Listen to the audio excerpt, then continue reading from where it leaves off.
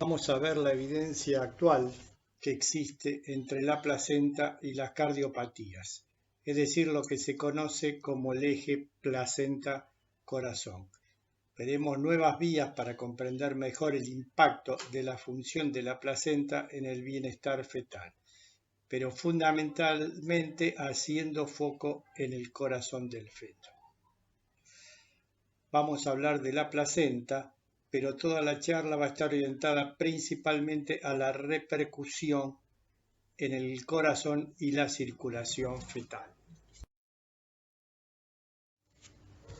Para comenzar, las malformaciones congénitas pueden ser por alteraciones cromosómicas, ya sea en el número de los cromosomas, como por ejemplo las trisomías, o en la estructura de los genes. Y por otro lado están las causas multifactoriales, entre los que vamos a incluir los factores ambientales. Esto es lo que se denomina la epigenética, que puede provocar alteraciones tanto en la cardiomiogénesis como en la migración de las células cardíacas. El genotipo es la información genética que poseemos en el ADN. Es lo heredado, y la epigenética son los procesos que modifican la expresión de los genes, por ejemplo a través de los factores ambientales, esto es lo adquirido. La placenta y el corazón fetal comparten genes, moléculas, hormonas, enzimas, además de nutrientes. Ambos tienen un crecimiento paralelo y sinérgico. Por lo tanto, hay una conexión entre la placenta y el corazón fetal. Esto hace que una alteración en la placenta pueda producir cardiopatías, lo que se denomina el origen ambiental de enfermedad cardíaca. La placenta desempeña un papel fundamental no solo en el desarrollo fetal, sino también en la adaptación a condiciones intrauterinas adversas. Las influencias intrauterinas pueden alterar permanentemente el desarrollo fetal o se pueden manifestar en morbilidades más adelante en la vida adulta de ese feto. Entonces vamos a tener un corazón y una circulación materna, la circulación placentaria y un corazón y circulación fetal. El crecimiento adecuado fetal depende del aporte de los nutrientes de la madre al feto y esto va a requerir de las siguientes condiciones: una perfusión uterina normal, un intercambio adecuado de nutrientes y residuos a través de la placenta y una perfusión umbilical normal. Una embarazada genera un 50% más de sangre durante la gestación para satisfacer las necesidades metabólicas de ese feto. El flujo vascular placentario es bastante estable. Está fundamentalmente determinado por la tensión arterial materna. Esta vascularización no tiene regulación neural y las catecolaminas tienen un efecto mínimo en la circulación placentaria. La placenta es un órgano crítico necesario para el desarrollo del feto. Un poco de la anatomía y la circulación placentaria.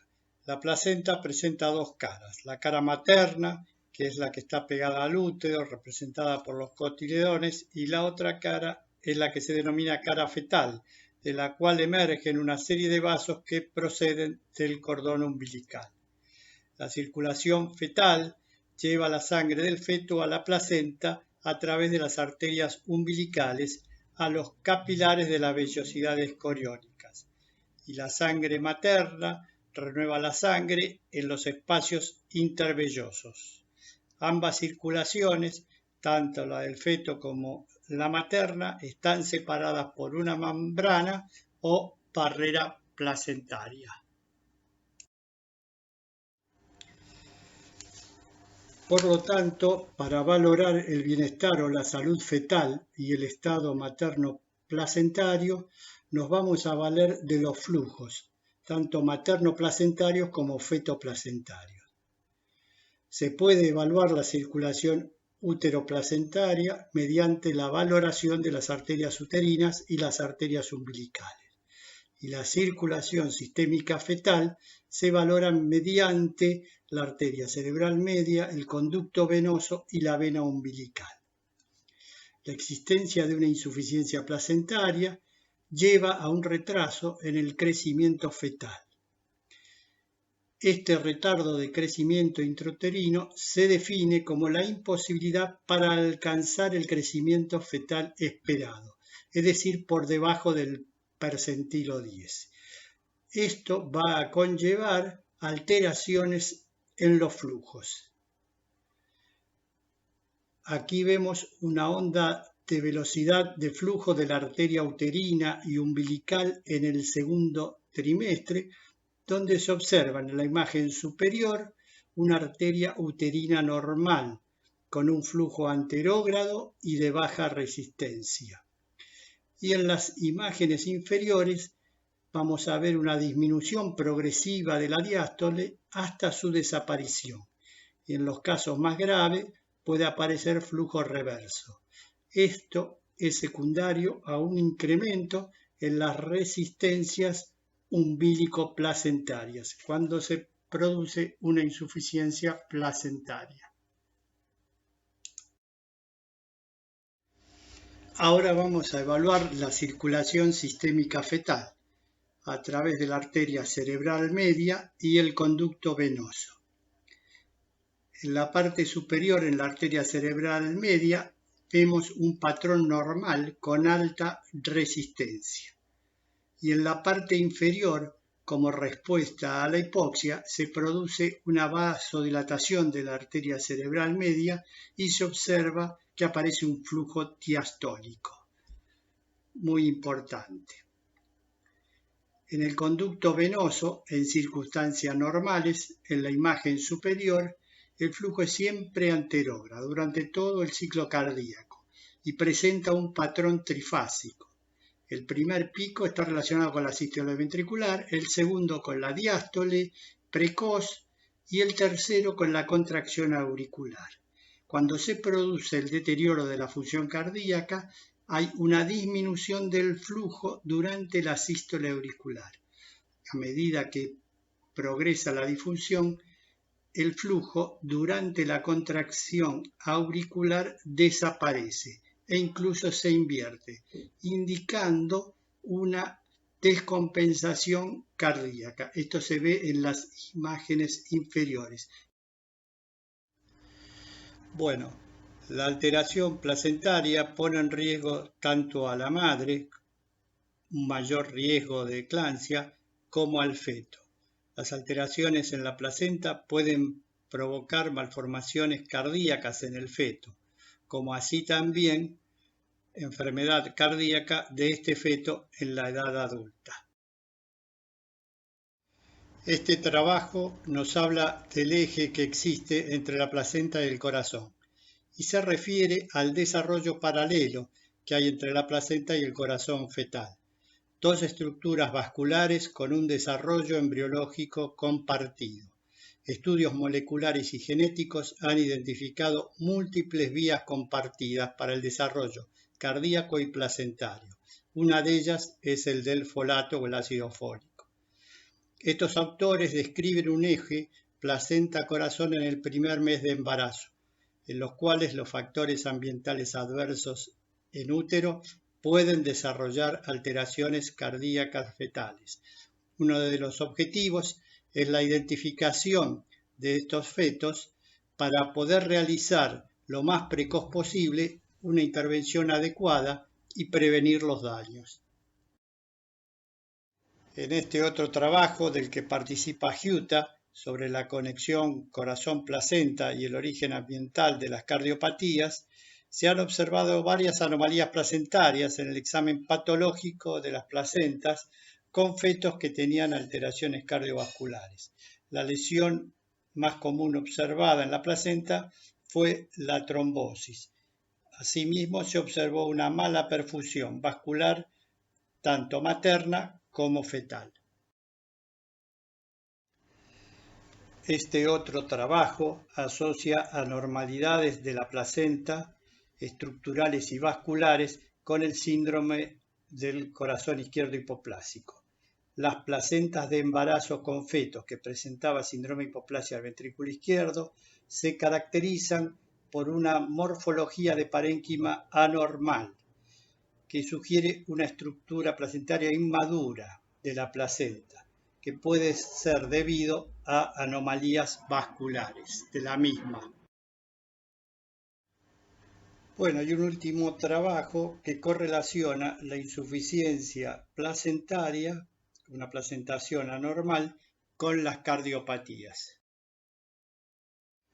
El programming o programación fetal, programación genética, es el cambio que se produce en el ADN por los factores ambientales que van a determinar la salud y la enfermedad cardiovascular de ese feto en la edad adulta. La programación fetal se produce cuando el patrón normal del desarrollo fetal se ve interrumpido por un estímulo, como puede ser un ambiente adverso intrauterino, que se manifiesta a través de la insuficiencia placentaria, es decir, va a producir una reprogramación genética, lo que llamamos la epigenética, debido a estos factores ambientales.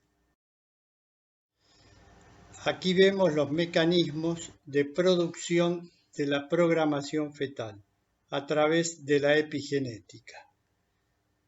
Un ambiente intrauterino adverso, como puede ser los provocados por la malnutrición, ya sea tanto la desnutrición como el sobrepeso, la anemia, la infección, tabaco, alcohol u otras sustancias tóxicas, donde van a producir cambios en el ADN, a lo que llamamos cambios epigenéticos, es decir, cambios en la expresión de los genes. Esto produce mayor riesgo de enfermedades en la edad adulta. Las enfermedades son cardiovasculares, enfermedades coronarias, hipertensión arterial, diabetes, síndrome metabólico, etc. En resumen, la disfunción placentaria, ya sea por alteración en los nutrientes, oxígeno, glucosa, el aumento de cortisol debido a los diferentes estrés, van a provocar restricción en el crecimiento fetal. Por lo tanto, estos factores ambientales van a producir la reprogramación genética, es decir, la epigenética. Esto va a provocar una mayor susceptibilidad a desarrollar enfermedades cardíacas de este feto en la edad adulta. El genotipo es la expresión del ADN, lo heredado, son los genes, mientras que el fenotipo es la expresión física o clínica de ese ADN, son los rasgos observables de las personas. Por lo tanto, se determina a partir de lo genético, el ADN, y los factores ambientales, lo epigenético, lo adquirido. En este caso, estos fetos van a tener una mayor susceptibilidad de desarrollar o padecer enfermedades cardiovasculares y metabólicas. Bien, estudios geográficos epidemiológicos hecho en Gales, el Reino Unido, en Uppsala, en Suecia, y en el Helsinki, en Finlandia, dieron el primer indicio de que la enfermedad cardíaca se origina durante la vida intrauterina, lo que se dio en llamar la teoría de los orígenes del desarrollo de la salud y la enfermedad. La enfermedad cardiovascular sigue siendo la principal causa de muerte en los países occidentales. Han pasado ya 20 años desde que David Barker y colaboradores demostraron que las bajas tasas de crecimiento prenatal predicen la mortalidad por cardiopatías. Por lo tanto, las enfermedades cardiovasculares deben estar asociadas en parte a deficiencias de la placenta. Esta conclusión está respaldada por estos estudios que relacionan las características de la placenta con las diversas enfermedades en la edad adulta. Este es un estudio epidemiológico a gran escala que se llevó a cabo en Suecia y derivan de registros que se basan en todos los nacimientos en el Hospital Universitario de Uppsala durante el periodo 1915 a 1929 y hasta la actualidad. Es un trabajo único en que se puede observar los determinantes intergeneracionales de la salud y la enfermedad. Comenzado a principios del siglo pasado, aportan una evidencia sobre las interacciones gen-ambiente y los mecanismos específicos de los orígenes del desarrollo de la enfermedad cardiocirculatoria en la vida adulta. Este otro trabajo, esta vez en Finlandia, Helsinki, titulado Epidemiología, Genes y Medio Ambiente, lecciones aprendidas. Los registros de nacimiento en Helsinki han sido muy útiles para ver las relaciones entre el tamaño y la forma de la placenta y enfermedades cardiovasculares en la edad adulta. En Helsinki se han estudiado dos cohortes de nacimiento, hombres y mujeres que nacieron en 1924 y 1933, y una segunda cohorte nacida entre 1934 y 1944. Los datos de estos registros son muy valiosos porque contienen información sobre el tamaño del recién nacido, el tamaño de la placenta, el crecimiento infantil y los registros de salud. Estos datos han demostrado que las características en el desarrollo de la placenta están relacionadas con las enfermedades cardíacas.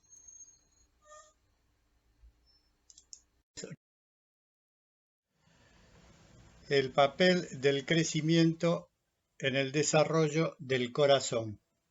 Ahora se reconoce que los bebés que nacen pequeños, es decir, con retardo de crecimiento intrauterino, son vulnerables a una serie de enfermedades crónicas en la vida adulta, incluida la enfermedad de las arterias coronarias, la hipertensión, además de otras como la diabetes tipo 2 y la osteoporosis. Y aquí otro trabajo, la programación fetal en respuesta a un estrés. Es un mecanismo fundamental que produce efectos a largo plazo, con una mayor prevalencia de enfermedades cardiovasculares y metabólicas en la edad adulta. Esta es una revisión del papel de la placenta en la programación fetal. La programación fetal en respuesta al estrés es un mecanismo fundamental que produce efectos a largo plazo. Hay evidencias de que un ambiente fetal adverso que provoca retardo de crecimiento intrauterino al nacer está relacionado con una mayor prevalencia de enfermedades cardiovasculares y metabólicas en la edad adulta.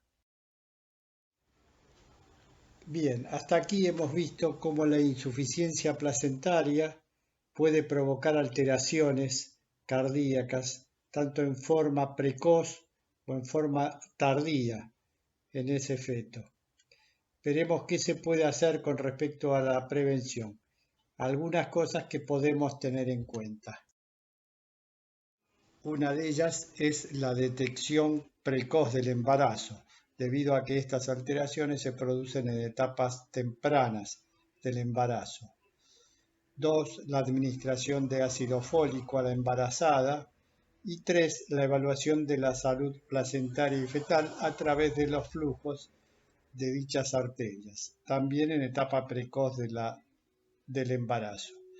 En algún momento, para la insuficiencia placentaria, se medicó a la madre con antiagregantes, aspirina y corticoides, pero estos métodos todavía siguen en estudio.